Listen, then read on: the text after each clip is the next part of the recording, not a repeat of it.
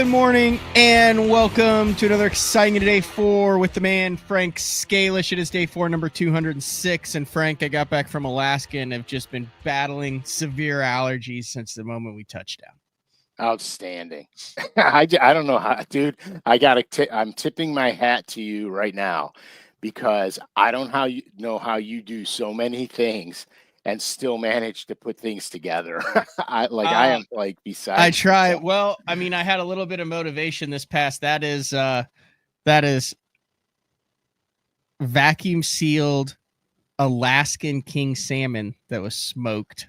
Oh, dude, right there. I mean, look at that. Look at that stuff right there. That's my buddy Owen. So he caught that on a 8-weight fly rod and a 12 mil bead out of this little river. It ran 200 yards up either side. He was yelling at me, not like that, the entire time as I tried to net it because current.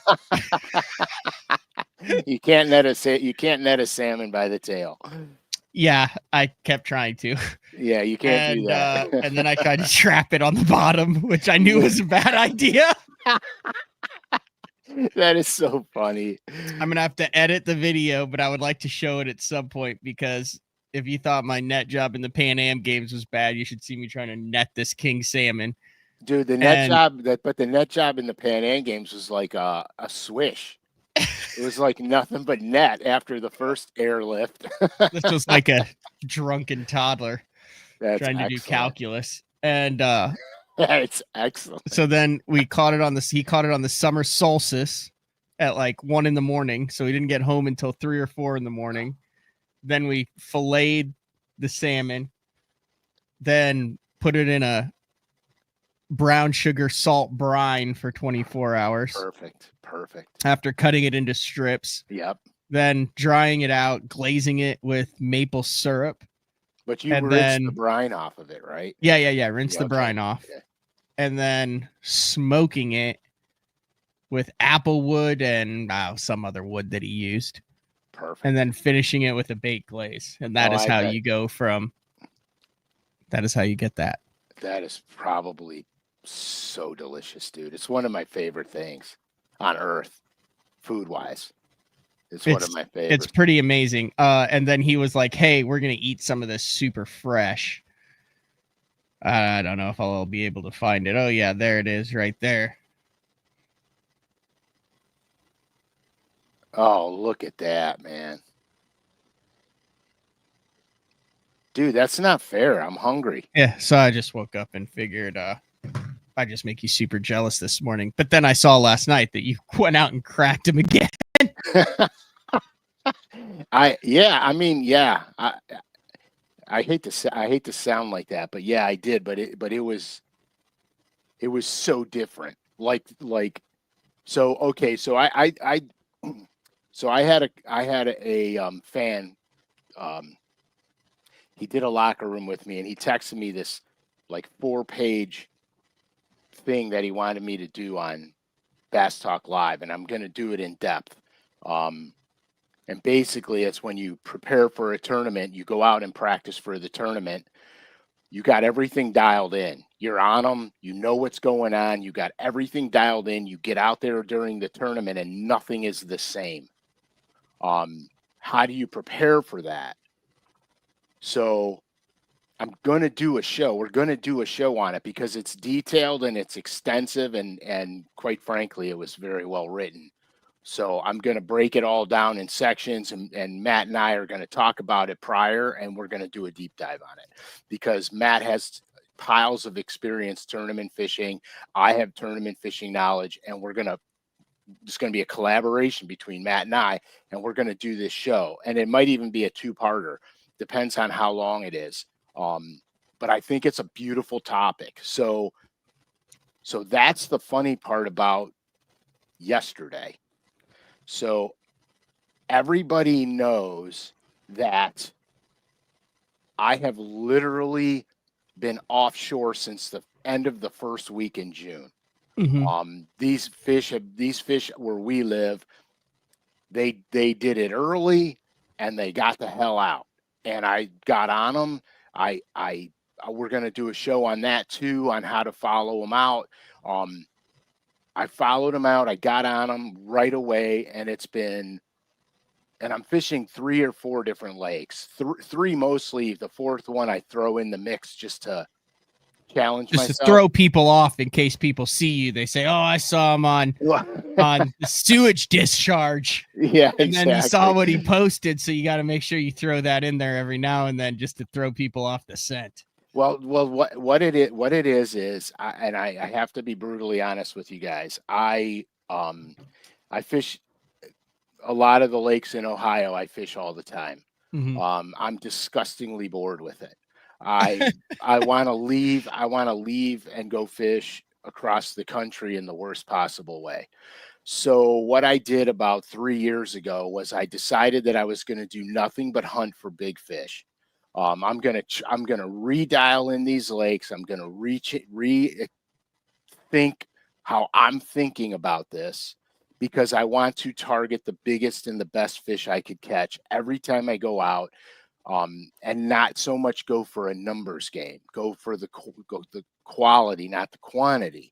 And it's taken me about a year to dial in on them, and I have been very successful at managing between 17 and 23 pound limits almost every time I go out. And that's pretty good in this state. Now, you could catch big fish in the state for sure, and not including Lake Erie because it doesn't count. Because you could always go out and catch 20 plus pounds on Lake Erie. So, yeah, dude, I want to come down to Logan with you, man. And I'm sorry I didn't call you back last night. He's talking about Frankie. Yeah, for those on iTunes. My son is listening.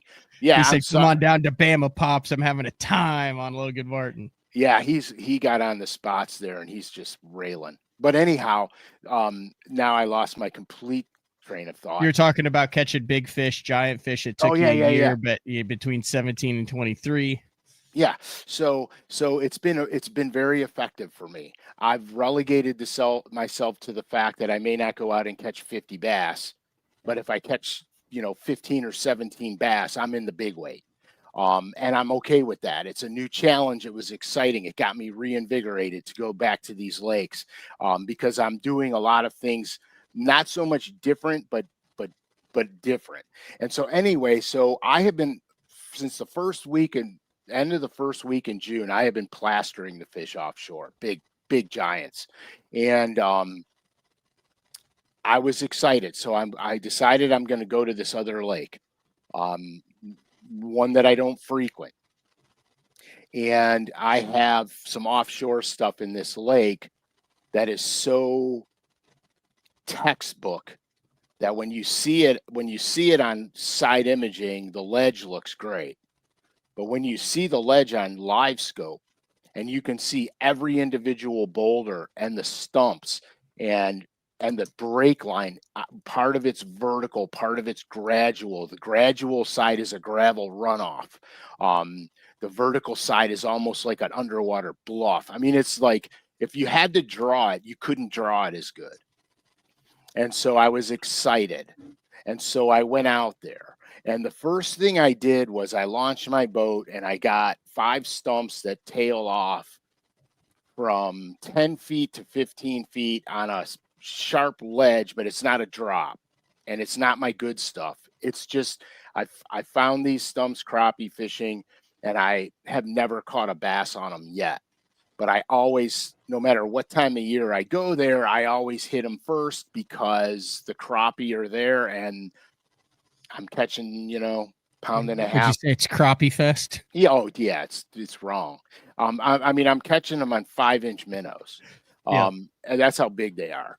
And they don't hesitate. They just freaking run up and boom. So I go there. I literally launch the boat, and it's literally 2 seconds, and I'm on those stumps. So I launch the boat. I go, I'm here. I have to. It's like an addiction. I have to throw something on them. So I slide up to them. I see fish on them. Not a lot of fish, maybe 5 or 6 floating around them. I can't see what's behind them, obviously, but I can see 5 or 6. Lob the minnow out there, working it back. One peels up. Whoa, crappie. I'm like, of course it is. So I catch a few crappie. I throw them back, and I'm like, this is ridiculous. Well, I spin the boat around, I'm going to, I literally spin around and I clipping everything down because I'm going to make the run to where I really want to go. And as I spin the boat around in like 7-8 feet of water, I see some fish crawling on the bottom. And Frankie, and I was actually on speakerphone with Frankie. He was on Logan Martin, and I was where I was at. And I said, those are probably bass. I got to throw on them. So I throw the minnow out there, shake it over, one peels up, gets it, and it's a bass. And I'm go, oh, okay, hooray. Woo, I got a 2-pounder. Yeah, that was a good one. That was I waited, it was 4.65, something like that. Anyway, so I hang up with Frankie. I peel down the lake. I get to the place I want to be, and the wind is good. It's blowing not the way I want it to, but it's light, so I can fish it the way I need to fish it, the angles I need to take. So I'm okay with it. So I'm casting out my NXSs, and I'm hitting the goods, and I'm not getting bit, and I'm not getting bit, and I'm not getting bit. And I'm like, this is bullshit. Normally it is on fire. So I pick up the micro football jig. I use the GLF football jig. I pick up the micro football jig. I rifle it out there. I'm bouncing it around down there. I'm feeling everything. It's like perfect. And I literally get nothing. So I said, okay, so the wind is blowing the wrong direction to make this spot good. I'm going to go to the other end and fish my way into the wind. Maybe because of the wind direction, it stalled the current, and I need to fish it the other way. So I do that. I go through the whole process, and I still catch a flat 0. So I'm like, there is no possible way. Yeah. So there's a couple of, there's a real steep bank near where I have this ledge. So I said, well, I know for a fact that the lake was flooded. It was right in line with all the storms we had. The lake was flooded way over its banks for about 5 days. They were sucking the water out of this place like mad to get it back to normal pool. So it was at normal pool yesterday. The water was off color, but it was dirtyish looking, but I could see my bait down 1.5 feet, but it was brown. So I'm like, okay, visibility should not be that much of a factor. So I'm going to go run the steep bank first, and then I got a real shallow offshore spot that I'm like positive it's going to be going down because of the watercolor. I run to the steep bank. The first shadow I pitch into, I catch that 4.5-pounder. So I'm like, okay. I kind of had an idea that this might go down, but I didn't want it to go down. It was like everything that I was not prepared for. Okay. So basically, here's how my deck of my boat looked. I had 4 deep diving crankbaits on. 2 Carolina. Which is what you started with. Right. 2 Carolina rigs. Which is what you started with. A football jig, 2 jigging minnows, and a flipping jig. You caught them all on the flipping jig. That's what my front deck looked like. So I catch that big one. I literally said, well, I got shadow on this bank. I got to fish the shadows. So I go down and I catch a bunch more. Now, they weren't all giants. A lot of them were 2.5-pounders, some just pushing 3, a lot of, fun fish, though. Yeah, a lot of 1.5-pounders keeping you busy every other flip. I said, nope, I'm not doing this today. I didn't come here to do this. I'm not doing it. And I leave and I go to my. Did you Frank move? I swear on my life. You left a bite out of spite. I did. I swear on my life. So I said, I'm not doing this. There's no way this shallow offshore spot is going to have them. I'm going there and I'm going to crack on them. So I go there and I literally fish the crap out of it and caught nothing. Nothing. And here, I was so, this is where we as anglers get ourselves in trouble. I was so adamant on an offshore bite that I literally left all my crankbaits, my Carolina rigs, everything on the deck of my boat. I literally piled it all up on one side. I dove in my rod locker. I grabbed out, and do not make fun of me because I haven't thrown this in 5 years. I grabbed a shaky head. Nice. I swear. So I grab a shaky head and my jig, and pull out 4 flipping sticks with soft plastics on them. So half of my boat is for the abyss. The other half of my boat is for what I could see from my eyeballs. So I'm like, this is the worst thing for me and my OCD imaginable. Is my front deck cluttered? You've got a yard sale on the front deck now. Yeah, I'm like freaking out. Like every time I grab a rod to do something, it's tangled in another rod. Oh yeah. I'm sweating. It's 92 degrees out. I'm soaked. I mean soaked. I can't, and I am miserable. I'm just gonna go home because this. And you don't have a camera guy with you. Zero. So you're doing this for the love of the sport. I'm doing it for the love and the addiction in my heart. So I am like ready to go home. I'm like, this is bullshit. I'm not going to be flipping the bank all day. This is not what. Hear me out. I said, well, I'm back here in the shallow part. Let me run to some shallow docks and some shallow shoreline cover that I usually catch them on, but it's always spring and late fall. Let me go there and see what goes on. So I pull out a square bill, a fat boy, a custom painted perch color that will be coming out this year. A little teaser there. Yeah, and here, look, I painted this. This is no lie. I painted this for these northern lakes with perch because it's just money. Anyhow. So I have this thing on, and I leave the hump I'm on, and the hump I'm on is really close to the bank. I just slide off of there. There's a couple of docks, a broken boat lift, a blowdown. Okay, I got something to throw at. I lob the square bill out there. Boom, I catch one. It's a small one, but I catch one. I throw back out there. Boom, I catch another one. I'm like, no, not today. Pick up the jig, throw up, boom, catch another one. I'm like, God bless it. So I said, I think it's time to put all the big crankbaits and all the stuff away and just put all my flipping sticks away. Just put the jig out and the shaky head out and leave a jig and minnow on the deck because you always have to have one on the deck and just go catch them. Just go catch fish. You know what I mean? So no, I don't do that. I leave the hodgepodge of crap on my boat. I'm stepping on them. They're tangling up in my sandals. I'm losing my mind. And I'm catching so many fish that I have a pile of spine craws and money craws and piles of them in the bottom of my boat. So when I go in the hole of my boat to move, I'm stepping on them and slipping on them, and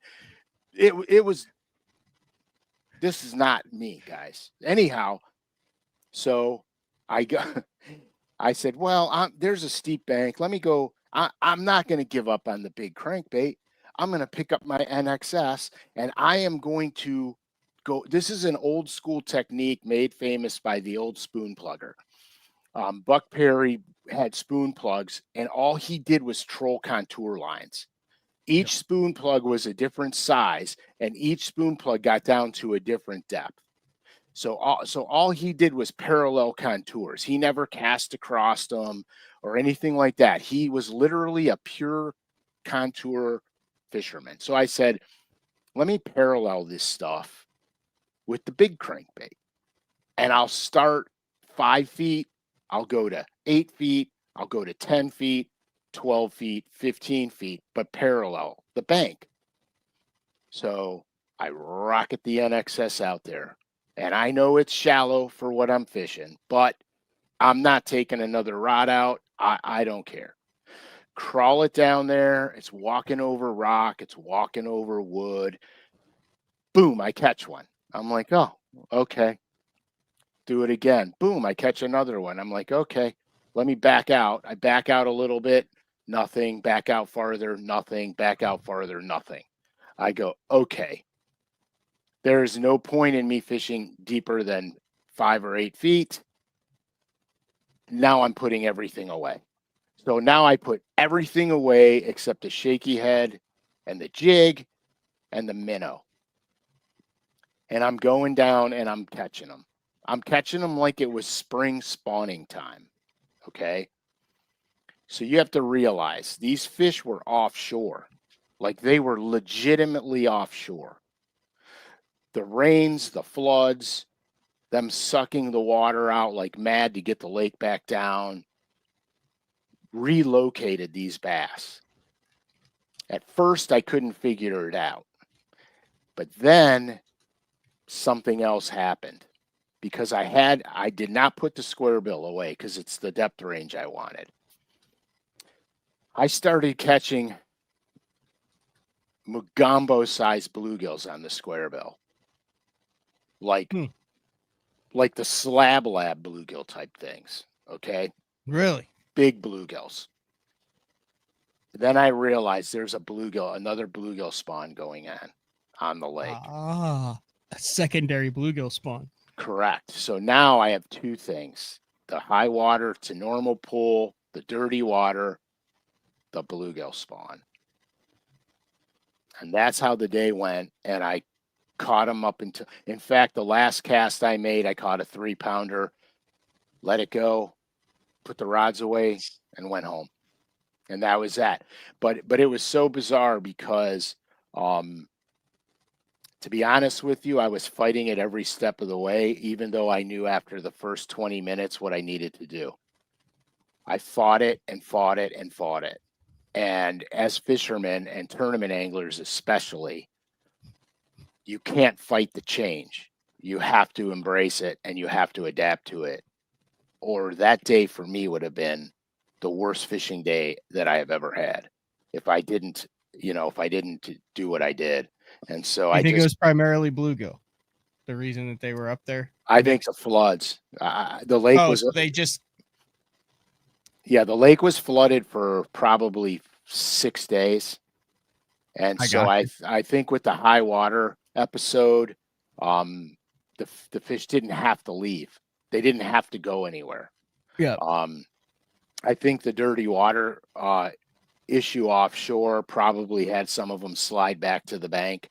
I'm sure there was fish floating. I'm sure there was. But everything I threw on that was floating was a crappie. To my dismay, because some of them were pretty big, and they should have been bass. I did catch a few bass, but I could see them crawling on the bottom. So I think if I would have said today's going to be a scoping day, I think I could have caught enough bass to be happy scoping. But yeah, that sounded pretty fun the way you ended up catching them, though. Oh man, it was so much fun. All right, you said a couple things during that story that I made notes of that I want to go back over. First of all, you said you were throwing the GLF, the Great Lakes Finesse football head. Yeah. Are you adding the skirt on it, or? Yes, I do both. Here's what I do. I tie my own skirt on them. Basically, I tie my skirts predicated on the lakes I'm going to because I know what colors. That, right? Yes, that jig right there. Doesn't hang up. The hook is perfect. That is the most. I know that they just came out with a Ned head, but I don't care. That is the most badass Ned head jig head that I've ever used too. Yeah, like the lighter versions of it. So you tie a football head on that, but if you're dragging it on rock or somewhere where you're not going to get snagged, you don't worry about a weed guard. No, I to be honest with you, I bought so many of them, I don't really care if there's stumps there or not. Most of the time I can finesse it through, but it does hang up in the wood a lot if it's branchy. I found out if it's branchy, I hang up all the time. It's a Gamakatsu 604 in that. It's such the perfect size. So the funny thing about it is what I found with that is it's a guaranteed hookup, and you're probably 99% land ratio on it. Because the bass pick it up and they pick it up with the hook. There's not, like my flipping jig is big and gaudy. A lot of times they'll pick it up by the trailer, or they'll roll it over in their mouth, and you have a tendency to maybe miss a fish or two with that. So that finesse football jig is it's become, let me put it to you this way, I've always got one on. It's become that important in my arsenal. Primarily the 3/8.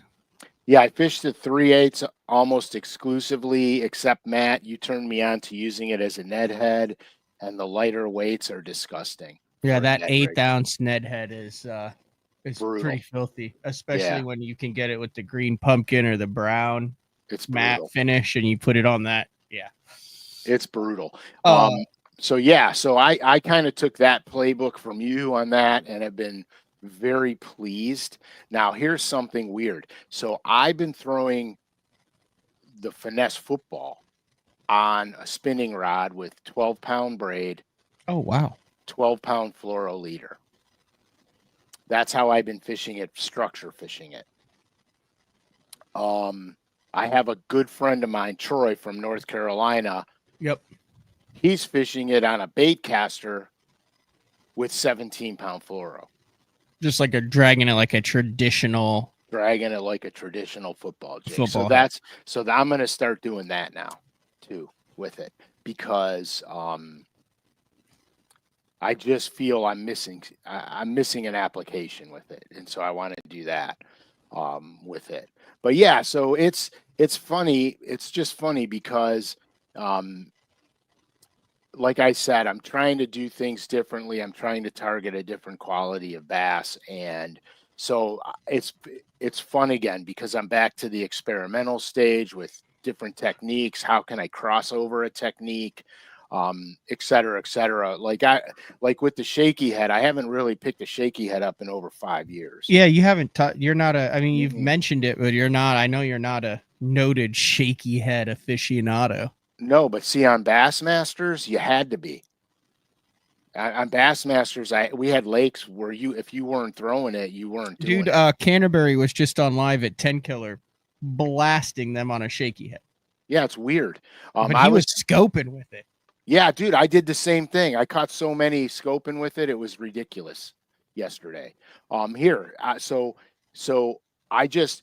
all I did was, yeah. So the 764 is a good bet, because I switched a rod up. I had a prototype 775, and I went to that one because it was a little soft in the tip for me to flip with, and I thought it would be perfect for the shaky head.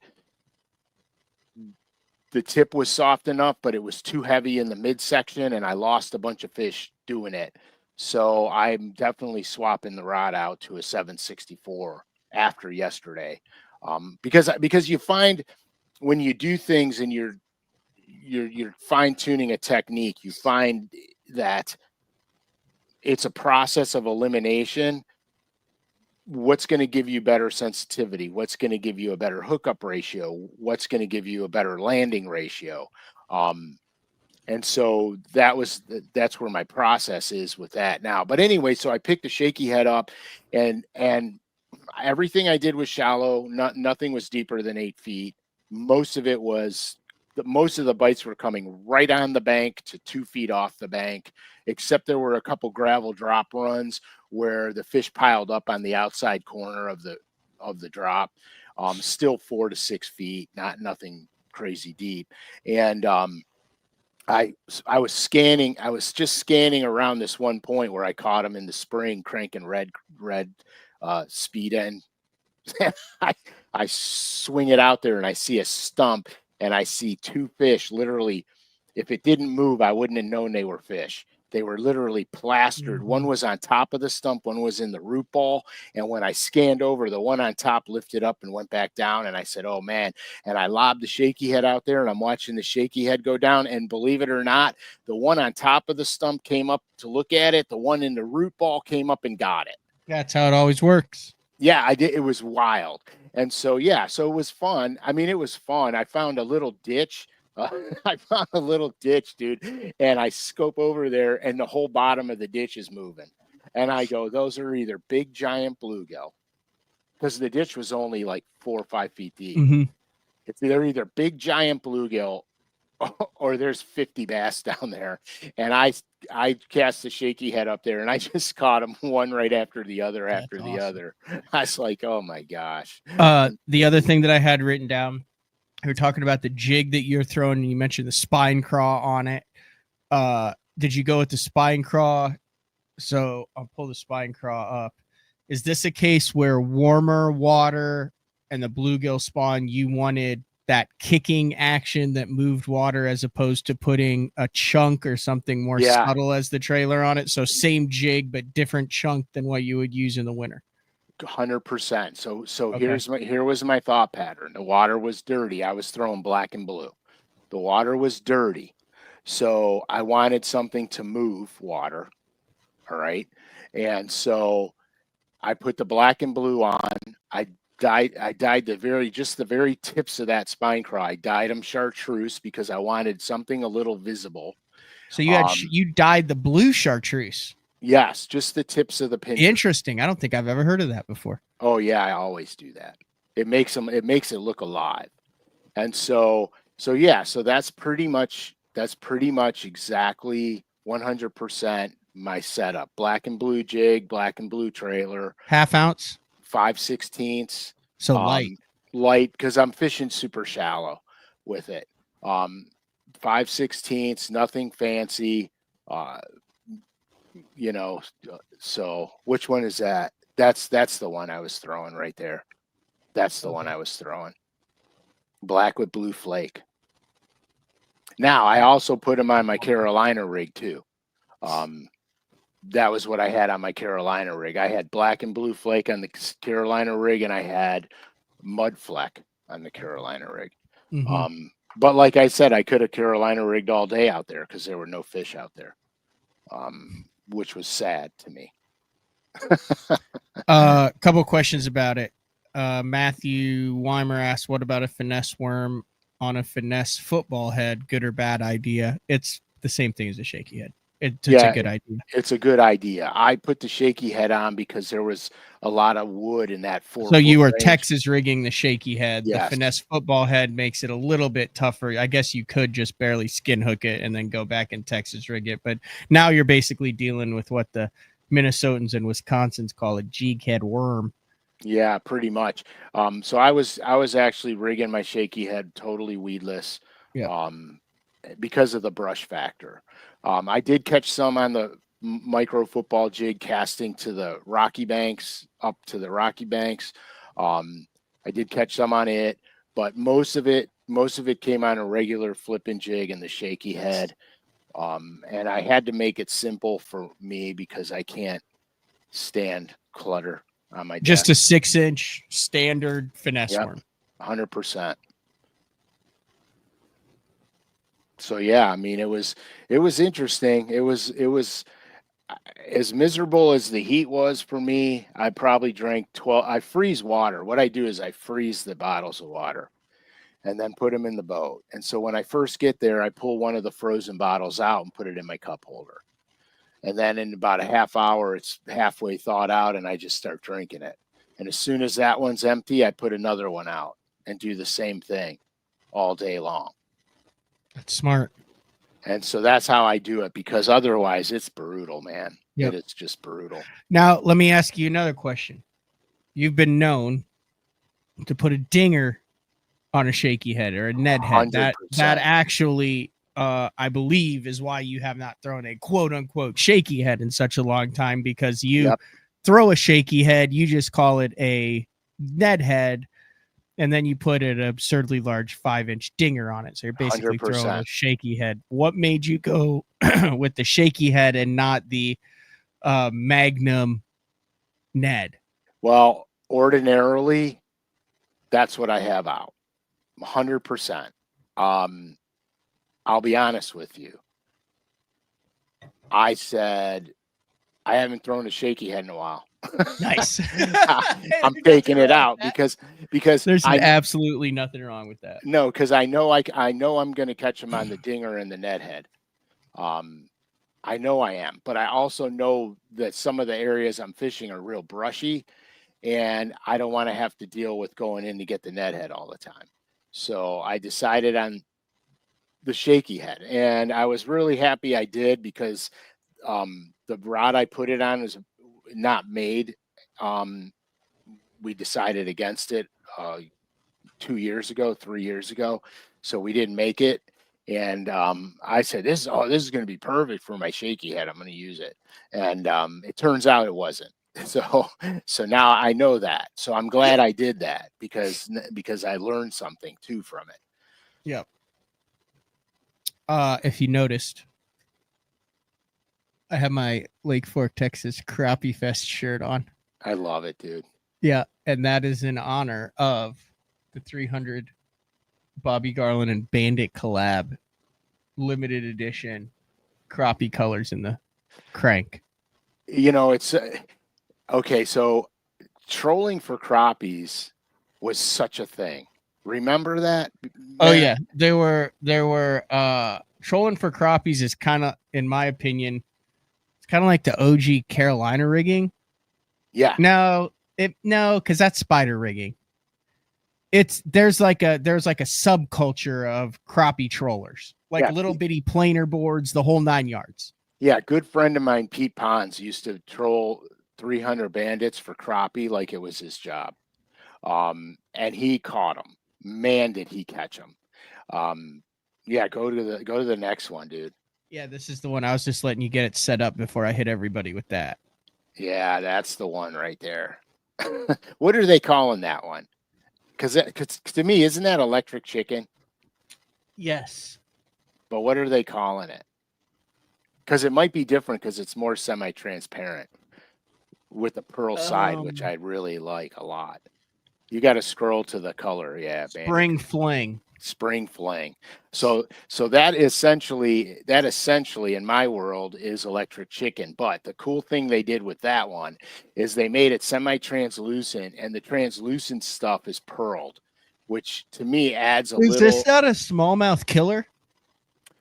I don't see how it couldn't be. It's a Bandit, right? It's not like they changed the crankbait, so it's a Bandit 300. It's just the thing that makes 300. It is that they're crappie colors. Correct. That's slightly translucent, and it has the smallmouth's 2 favorite colors on it with pearl. Like, how could that not be a crate? And no one has ever seen a crankbait. No smallmouth has ever seen a crankbait that color. But it's the 2 colors that they attack with reckless abandon. Right. I think they would wreck it. I think they would absolutely wreck it. But yeah, so it's really cool. But going back to the, not to belabor a crappie thing, but guys like trolling for crappies is kind of falling out of favor with the advent of live scope. But with me scoping crappies as much as I do, there's such an advantage to this. Because it's like yesterday I was bass fishing. I caught crappie just because I was throwing on floating fish. And some of them were right at like 12 feet deep. And I could have literally used my trolling motor, got off the main channel brakes, used live scope, trolled right over those crappie and beat the brakes off of them with that. It would have been an easy day. You know what I mean? You just, there's some, you go through them, and you wait, boom, got them. You know what I mean? It would have been an easy day if I was crappie fishing. Oh, I just realized this. These are crankbaits that are in actual Bobby Garland colors. Yeah. That's so what like the bluegrass is literally like the bluegrass. Yeah. I'm such a loser. Yeah, the monkey's milk yeah, is literally the monkey's milk. right. The bleeding shad is literally the bleeding shad. That's the whole point. That's the whole point of that Yeah, crappie I series. get it. I get it. Man, I'm so proud of you. You've been gone for so long and you're still on top of it. I'm such a loser. These are eligible. Loyal listener code BTL25 at checkout, 15% off regularly priced items. Yeah, but I am getting those for sure. Yeah, if you're a bandit freak, there's a couple colors in here that I like. Yeah, you have to almost Like that. have them. Oh, yeah, that dude. That's a good shad pattern because of the dark back on it. I like the contrast in that bait right there. Mm-hmm. It's the contrast. I found that through all my studies of color, and going with the biologists, when the biologists do their color studies, what bass could see and stuff. Yeah, Drunkwood. We're back, baby. But going with what the bass can see, the biggest thing bass can differentiate is contrast. So a lot of the paint jobs that I'm doing now are very contrasting colors. Mm-hmm. So and I believe that, like, even the perch pattern that I painted. So what led me to paint this perch pattern was something that happened to me a million years ago. I was in a Bassmaster event on Oneida, the first time that I was ever in Oneida. Mm-hmm. And I was catching smallmouth on jigs. I was catching them on jigs, Super Spook Juniors, and spinner baits. And I was doing pretty good, and I was Carolina rigging them as well. And in practice, I had flipped a couple in the boat, and they hit the deck of my boat, and they regurgitated what I was going to assume was going to be piles and piles of crayfish. And they weren't. They were perch. They were 3 and 4 inch yellow perch. So back then, I took a picture of the perch on my deck. And then I went home after that event and I painted some fat-free 7s and fat-free 6s in the exact color of that perch that they regurgitated. All in hopes and anticipation that one day we're going to go back to Oneida. And so sure enough, we go back. And I got this perch pattern. And I'm fishing a rock ridge that comes out on the side of a set of boat docks, almost like a floating marina, if you will. And the smallies were stacked up on the inside drop of this rock vein that came out. And I was literally catching 2 at a time on the crankbait. My non-boater threw everything he had and he couldn't catch a fish. And I gave him the opportunity because I couldn't use them anymore. They weren't big enough for me to call anymore. So I told him, just keep fishing. And he went through a billion crankbaits. I think he caught 2. Every time I threw that perch pattern down there, I caught 1 or 2 at the same time, almost every time. So he wanted to buy that bait from me because he had a tournament on another lake in New York the week after that. He wanted to buy that bait from me for $30. And I told him, no, it's not for sale. I need them. I only painted myself 5 of them. And so they're not for sale. Mm-hmm. So when I got home, I remember when I fished Bassmasters, I never fished locally anymore. I was always gone. I was never here. I didn't see these local lakes until my Bassmasters career was over. So the perch crankbait only played when we went to the lakes with yellow perch in them. When I got home and started fishing here and started catching bass that were puking up perch, they were different color. They weren't as green and they weren't as vibrant as the Clearwater perch were. And so that's what led me to repaint a perch pattern. I think I call it muted perch or paled perch. I don't remember, but we're going back to the contrast because I got way off the story. The contrasting vertical bars on this the vertical bars really contrast off of the gold green pearl sides I have on this bait, because it's like a bone color, it's like an ivory color, with the pearls giving it the color, not the paint, which is cooler than crap, and it looks amazing in the water. And so I started having monumental amounts of success with it. That and another color that I came up with, which I'm not going to blow the whistle on, but those two colors I painted in. Well, honestly I painted them in every Norman I got.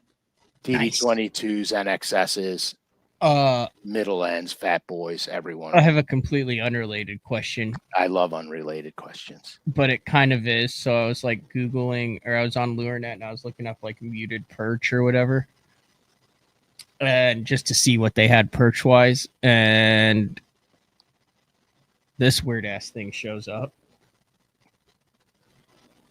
Oh, that's an ice fishing. That's for ice fishing. That's in Lindy. What the hell is that, Frank? Okay, the Lindy perch talker. Yeah, so as dumb as that thing looks, that thing has a cult following. What is it? Like here, I'm gonna be so honest with you. I'm gonna tell you, it's called the perch talker, and so they put the minnow heads on the treble hook. Wait, you don't use a full minnow, just the head. Just the heads. You could use a full minnow if you wanted to. You could do just the heads. It doesn't matter. Drunkwood, I was thinking the exact same thing. So I can't post it. No, I'm sure you can't. I know exactly what he was gonna say too. Yeah, we got a bunch of sickos in the comments right now on the old perch talker. Yeah, just trying to catch a fish here, people. All right, continue. So anyway, and so when you shake the thing, you let it slam into the bottom.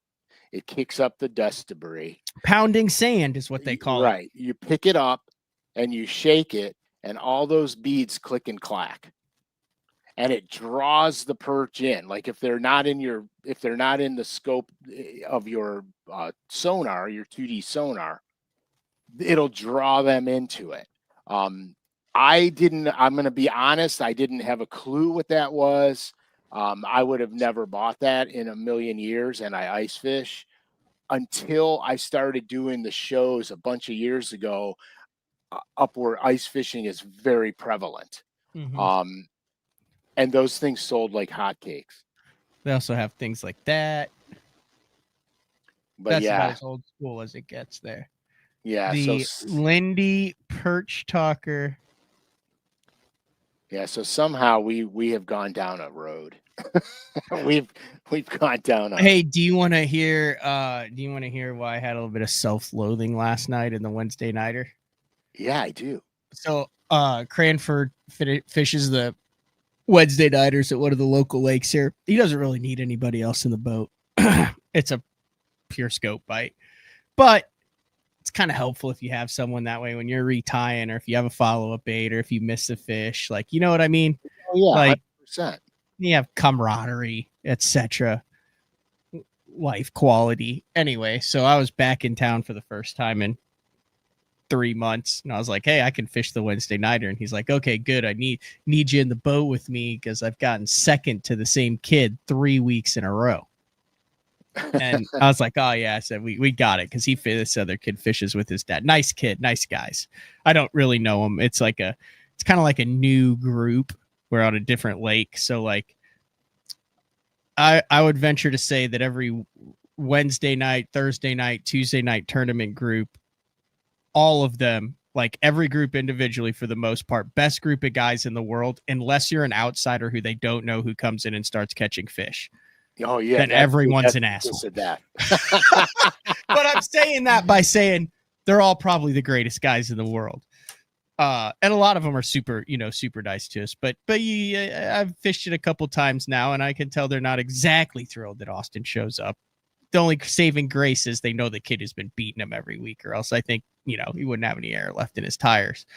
But we go out there and catch 2 5-pounders right off the hop. I catch one, Austin catches one. They're basically twins. Then out of nowhere, I mean literally out of nowhere, a intense microburst thunderstorm develops right over us. Outstanding. And I mean, it's like 5 minutes. It goes from sunny to lightning strike within 100 feet of us. Holy crap. And he's having a kid next week. And I still enjoy life enough to where I'm not going to fish in lightning yet. So we both scramble and run. And then when we come back, it's like the bite is totally different. The fish that we're following and engulfing are now barely chasing. There's more on the bottom. They're not really in the bait balls. Anyway, long story short, we knew we'd have to have at least 12 to get the job done with this other kid who puts his time in out there. Now, are you talking 3 fish limit? 3 fish limit. Okay. Yeah, that's what I thought. So I cast my bait out. We have about 20 minutes left. And everything comes together perfect. Bait ball, and I'm watching this fish coming up towards the bait ball, and I can just see its tail going doom, doom, doom. Gosh. And I said, "Oh, here we go." And Austin always goes, "That's her," or "That's him." That's what it said, and I picked it up. So I said, "Oh, that's him."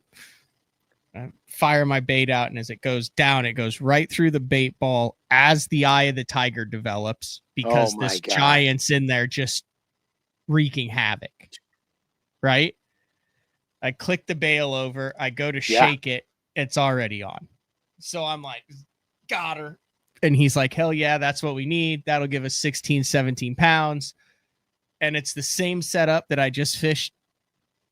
I told you I'm going to bring this up forever. Chicillo, Mexico, where I double gold medaled and caught big bass. Outstanding. Same exact setup. Everything's the same. Just a little bit smaller bait. And so, I mean, I was 100% in that. I caught 30 fish over 6 pounds. No big deal.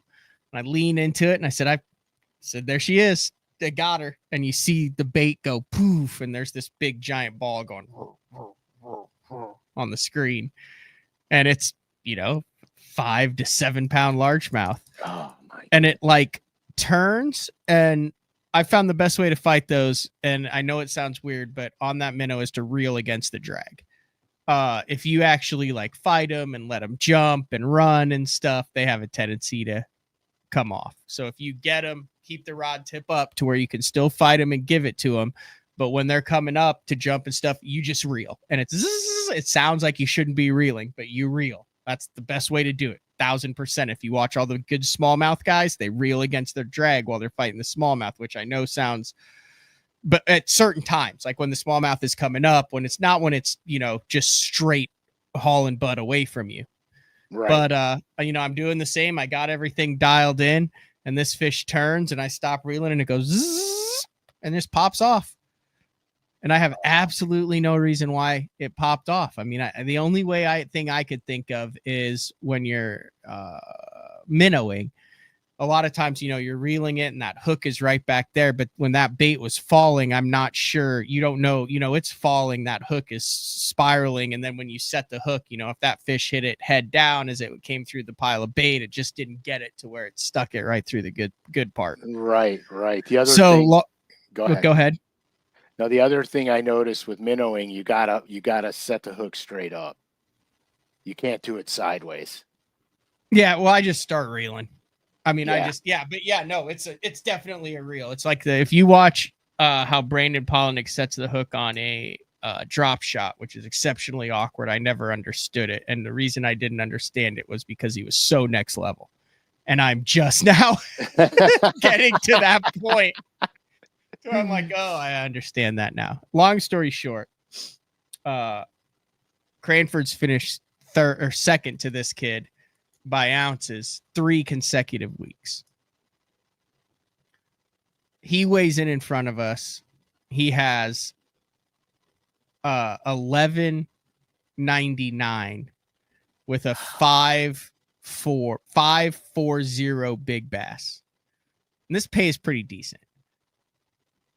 Austin weighs our big bass. It's like 532 or something like that. 529. No. So it's less than an ounce difference. So we lose out on that $200.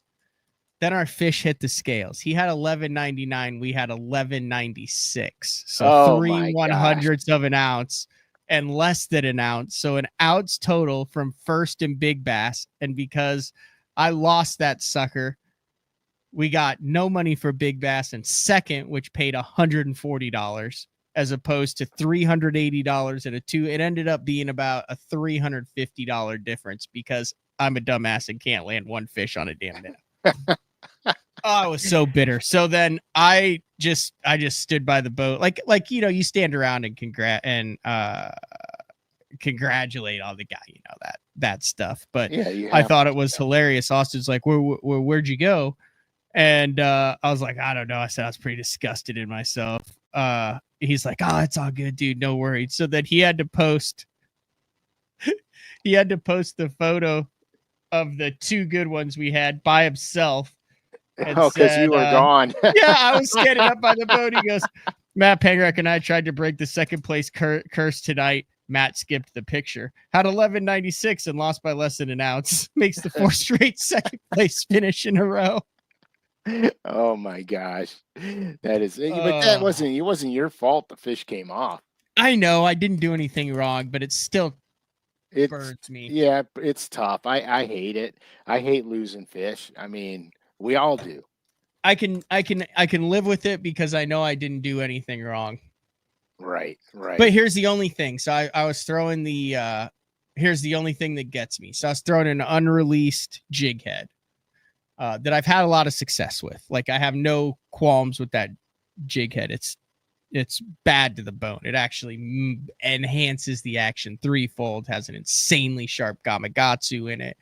But it's like that kind of kale style hook, okay. Almost like, so it's like doesn't have a really wide gap. And then I was putting it, I should have been putting it on the 5-inch Sakamata, but I was putting it on the freeloader, which is a meteor bait.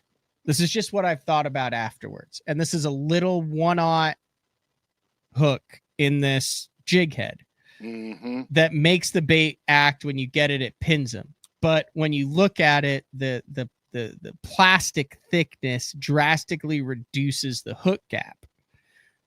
So I'm wondering if I didn't have my plastic slightly outmatching my hook. Well, you could to where I should have gone with the Horizon head instead, but I was lazy to where I just put the freeloader on that hook instead of putting a new Sakamata on.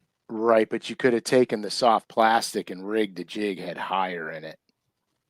Give you more gap, less through the back. Because I have a 5-inch swim bait that I do that with, and minnow that I do that with, where I want a smaller hook because the hook up to land ratio is better. So I hook it higher in the bait. And I found that here's the problem, Chuck. If you tried to put a stinger on a minnow, you would kill every single fish you caught. Yeah. Because you'd have a stinger in the gills and gullet every single time. Except that time. That time you wouldn't. That time you Right. That time it would have worked. Yeah. Usually you don't need it though. Oh, I'm 95% hook to land ratio on the minnow. Like I've got it dialed in with the 7-foot medium and the Sunline Overwatch with the 10-pound leader and the 3,000 size reel. I mean, like I've got it to where it feels second nature to me. Right. It just pissed me off that out of all the ones that came off, it was the one that would have won us a tournament. Yeah, I mean, you never want to lose fish. I'm not bitching about it. It's just a story. It's a great story, though. You just get back from Alaska, and the first thing you do is go fish a night derby. Yeah. Yeah. Oh, I showed this yesterday. We got to do this when you come too. I got my In Fisherman Master Angler patch and my crappie patch. Outstanding. So now I need an old school jacket to sew those suckers on. Or a jumpsuit. I want to be able to wear it, and I would not wear a jumpsuit. I would be too self-conscious. No kidding. Especially if it was orange. Drunkwood would sew it into a crop top. A tie-dye crop top. Yeah. They say, "Oh no, here comes the master angler himself." That's so funny. You get a board and pin them on the board.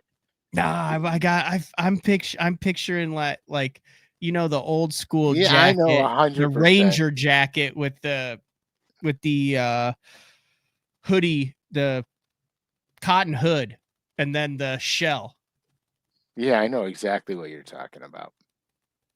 That's funny. Cam, the benefit of the 3000 reel. So if like I use a Daiwa, it's a cheaper reel, but it's still a good one. But to me, I'm not afraid of 2500s either. I like that. But that 3000 is not a big 3000. I know they have the same, but 3000 reels to me across the board, whether you're using a Shimano, a Daiwa, an Abu, whatever, a Luz, they're all a different size. It's kind of like a t-shirt size to me. And I think the spool size is the same, but the frame that they built around the spool is totally different. So in this case, you could put a 2500 and a 3000 Daiwa up next to each other on the spinning reels.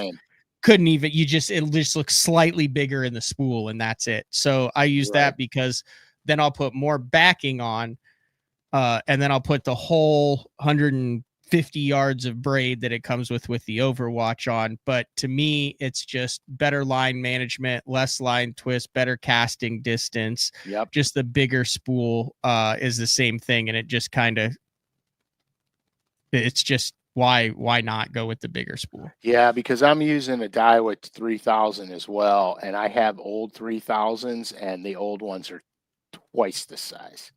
And so I went to the new ones, and they look just like a 2500, except the spool's bigger.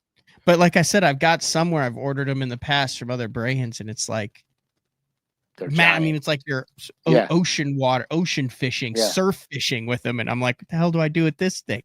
Right. They're giant. I don't like the giant reel. I think the weight of the reel interferes with the lightness of the rods today. Yeah, 100%. Yeah. I would say what it is. It's a $68 reel.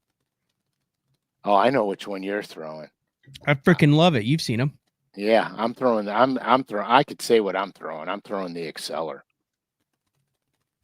What's that? I think Frankie said it's a $90 reel. Yeah, something like that.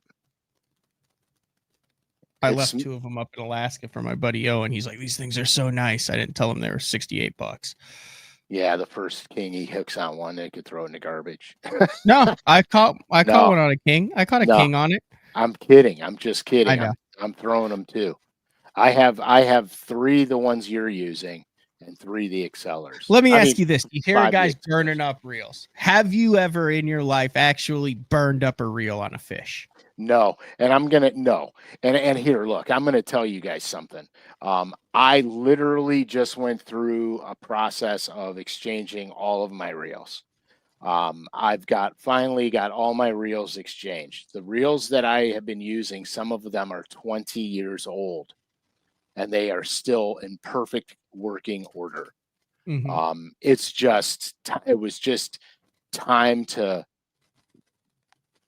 I couldn't buy parts for them anymore, et cetera, et cetera. So it was time to reflush. So I just finished my last group of reels last week, actually. And so I feel really good. Now they're all brand new, and it was a lot because I have like 32 rods. So it was a process, one that I couldn't do at one time. I had to do little bits and pieces here and there, but I finally got them all replaced, and I'm very happy about it. Oh, I think we're using the same reel, except yours is just one step up with components.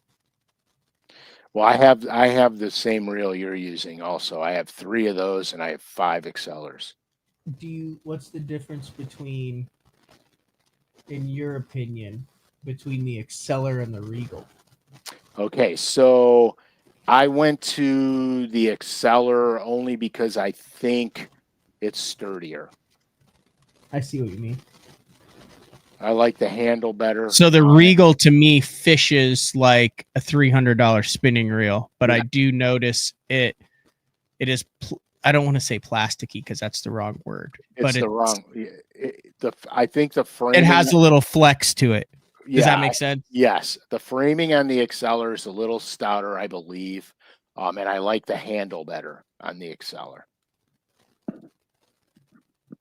And that's what made me do it. And of course, Frankie couldn't talk so enough the new about it. Regals, so the Regals that you have don't have it. The new Regals here, I'm gonna pull it up on Omnia here. The new Regals have the same handle. Oh man, see if they hadn't, if I would have done it, I would have spent the money. I would have bought the Regal. I'm in the exact same boat as you, but I'm looking at the Exceller here for 99. I mean, that's a good looking. See, it's got the exact same change. I've got the old ones and the newer ones. They updated that handle. I knew they were going to do that too, because I said, why would they put this handle on this reel? Okay, so all right, so I could live with that. Yeah, but I also kind of want to upgrade a little bit because I have to pop a couple more of these because I got a leech coming up. I'm telling you, you will be very happy with the Exceller. Okay. It's light as a feather. It seems a little sturdier. And I've had no drag issues at all with it. Because you can literally get 2 for 1 for the price of a Tatula. Correct. It's correct. I'm not a cheap ass, but I can't see spending $200 to $300 for a spinning reel. Michael, I still throw a lot of the Denali reels, the baitcaster reels. And then I've got, I mean, I don't care. I'll tell exactly what I've got. I throw the Denali's, but when it comes to scoping with a jerkbait, Luz makes this little made this little compact reel that fits my hands a lot better. Yeah. As for like manipulating and stuff. It's just a very small compact style. So I throw that on that, and then I've got 2 Luz that I deep crank with. Yeah. So I just switched everything to Luz. Everything I got now is Luz except for my spinning reels. And the reason that I did it was I had all Revo STXs and Revo winches, the purple ones or blue ones. Loved them. They got me through my entire Bassmaster career. And I had a hard time getting rid of them because I liked them that much. But what was happening was over the course of time, I would replace bearings, replace gears. Some of my STXs, I geared them down so they were 5/4 to 1s. Because everything was interchangeable, so I could Frankenstein reels if I wanted to, and I did a lot of times. It just got to the point where I wanted something a little lighter, something that felt better in my old man hands, and I fished some of Frankie's Luz, and I kind of liked them a lot. And so I just said, well, I'm going to do this. It'll be a gradual thing. It took me about a year to replace all 32 reels.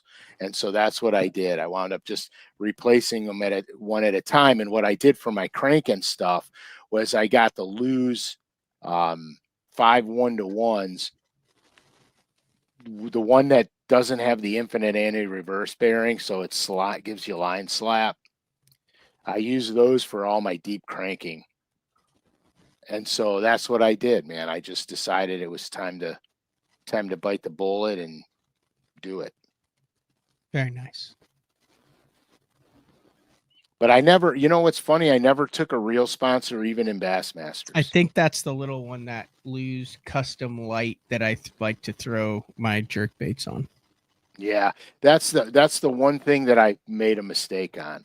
I'm still throwing my jerk baits on my cranking reels, and in hindsight, I would have got the one with the infinite anti-reverse for jerkbait fishing. I want something that's really small, that feels like a spinning rod to me, that I can take that flash point or a 110 +1 and do a quick little roll cast in the wind and keep it 6-7 feet above the bottom to where there's no arc in it, where it's just a zoop, and then and get it down. But I want it to be a small compact reel where I don't lose the feel and to where it's buttery smooth.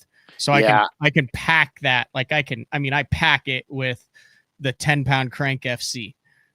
Yeah, and the thing, and which is good because that's like an 8-pound line diameter of everybody else's line. Correct. Yeah, that's good because I do the same thing. I jerkbait with 8, especially in the colder months. I jerkbait with 8. I think it gives the jerkbait a better action, better it gets depth it for deeper, sure. 1,000%. 100%. And most of the time you're open water fighting them, unless you're jerking over brush piles. Most of the time you're open water fighting. Like I got the flash points right before the flash points came out. It was not quite our jerkbait season. It was translating into summer. And I took them out on Lake Erie and fished them and caught the living crap out of them. Largemouth, not smallmouth. I wasn't smallmouth fishing. I was largemouth fishing, and caught the crap out of them on the flash point doing that. And it was because the 8-pound line gave me the ability to get to this deep grass edge and keep the bait right above the grass edge. And that was the thing. The cool thing about that is now they got the Flashpoint Junior Deep coming out, which is going to be so money. I can't wait to fish that this winter. It's going to be so money. Very cool. All right, what else you got today, Frank? Nothing. It was a surprise show for me. I thought you were still going to be up north, man, watching the Northern Lights. Eventually get some work done. I think we missed the Northern Lights by like a week. Bummer. That would have been. I got to get away from the bass fishing for at least 6 days a year. I'm gonna agree with that. You do the steelhead stuff too. Yep. You do the crappie stuff. You do that. Like, I think it is good for your mental health. I think it is good for your bass game. I think it is good for your soul to go someplace where you're out of your comfort zone, or someone else is the expert. Yeah. You're catching a species that you don't do every day. It's something new. Like, that just keeps the brain active. I agree. I don't think fishing for other species ever hurts you in bass fishing. I think it only helps you, because I think you become more aware to other things. And that's I agree. Like I musky fish, I pike fish, I steelhead fish, I walleye fish, I crappie fish.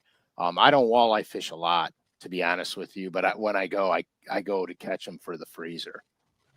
And so I do that. I had a buddy of mine that took a trip to Louisiana, and he sent me like 15 pounds of redfish fillets and speckled trout.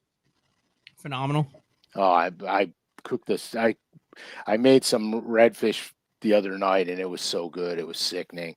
I did a butter Cajun sauce, and I think I'm going to go away from Cajun. The Cajun seasoning. I think I'm going to doctor it up. I'm doing my own thing. I'm working on right now. I'm working on making like a Nashville hot chicken, and I'm going to do the redfish in that. Ooh. Yeah, dude, I can't wait. It's going to be banging. Yeah, I'm just thinking about that. Like, that would be, I do like that, like the hot chicken batter and stuff on it. Dude, just get it crispy as could be. Oh my gosh, man. And redfish. The only problem is that, I mean, I know that my system is going to revolt, and I'll still occasionally indulge. But I know, like, when I eat it, like, I don't eat it before I get on a cross-country flight, if you know what I'm saying. I think I do. Like, I eat it if I know that for the next 24 to 48 hours, I have absolutely zero obligations in my life. Well, but here's the thing, okay? Like, so here's the thing. You could control the amount of whatever ingredients you want to put in if you make your own. If you buy it pre-made, that's what I was thinking. Yes. Yeah, like, I'll tell you what, I love a Dave's hot chicken sandwich, and I love Popeye's hot chicken sandwich. Man, I like the Popeye's hot chicken so much, and they do it in a shrimp too. But if I even slow down while passing a Popeyes, I have issues. Like if I'm passing it on the road and I like tap on the brakes and it crosses my mind, it's not going to, it's not a good day.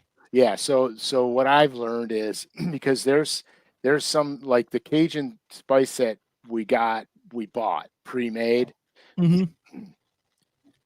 And I'm not doing that because I don't buy pre-made stuff. I make it myself, and then I can control what I put in it and what I don't put in it. Like I'm not a fan of cumin. Cumin bothers me, and so if I I'm not sure what the purpose is of that. Yeah, spice. so I could eliminate it if I make my own mix. I could eliminate it or put a very small amount. You know what I mean? I'm just gonna say, like, if I come up this year at some point, I've got this, and I've got frog legs, and I've got enough crappie and redfish, and we could do. I mean, we could literally do a smorgasbord. So, all right. Next, what is today? The 20th, 27th. 27th, and a surprise show for me. Yeah, next Thursday, the 3rd. I should be around. You get on the 3rd, the day before the 4th of July. Yeah, that don't matter to me. Every day's the 4th of July for me, dude. All right. I think in the foreseeable 1, 2, 3, 4, 5, we should be able to hit 6 or 7 in a row, Frank. Beautiful. My life has a purpose again. Don't forget, lurenet.com, loyal listener code BTL25 gets you 15% off all regularly priced items. You can share that code with anybody else who wants to purchase it. Do whatever you want. Buy a bunch of crap on there. Yeah, it's not basically what we're saying, right? It's not a secret. I'm not, and I don't say crap as it like that. Instead, just buy stuff. Yeah, they know what you meant. If you're gonna buy stuff at full price, you might as well use the code. Is what I'm saying. 100%. And I'm working on some things. There's a new signature line coming out.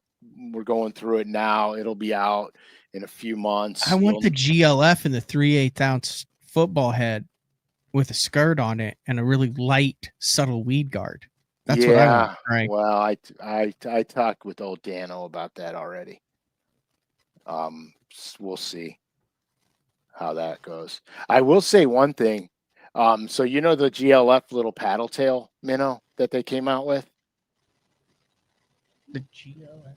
Yeah, Dan's gonna kill me because I don't remember the name. I'm bad with the names of things. And the drop kick shad. Yeah, the drop kick shad. I've been throwing that on a little 1/8 ounce jig head, and I cannot tell you how many giant crappies I'm catching on that.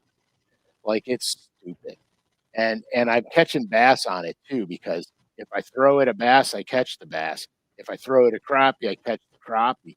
But I'm noticing in the warm weather, they want it moving a little bit, and they want that paddle, and they've been annihilating it. And the coolest thing is, I've got the same one on my jig head. I must have caught 100 crappies on it and 40 bass on it already. Yeah, it's got some of that weird proprietary neutral buoyancy plastic. And it's tough. Like, it's great. It stays on the weed guard with no glue. I mean, on the keeper guard with no glue, no nothing. And I've been using the same one. It is definitely worth getting a pack of those.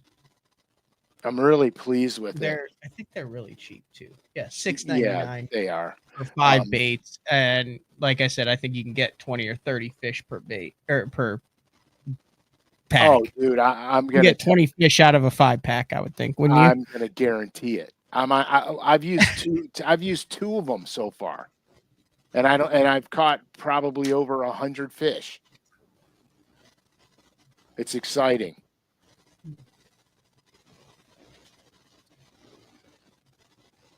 That just reminded me.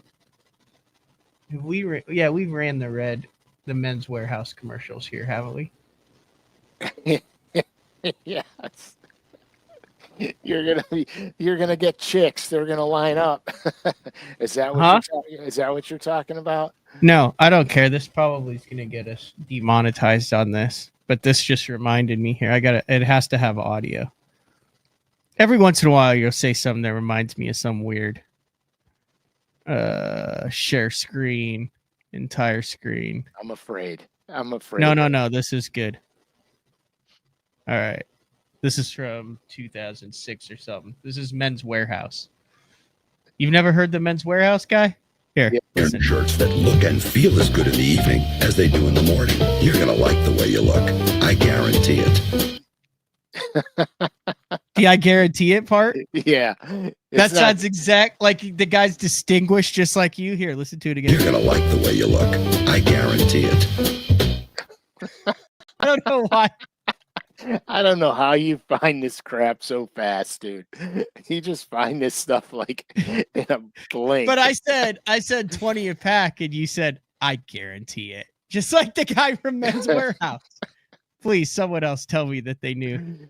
I know exactly what you're talking about. I know exactly the commercials too. Next week, in honor of the 4th of July, can we give away a $50 LureNet gift card? Sure.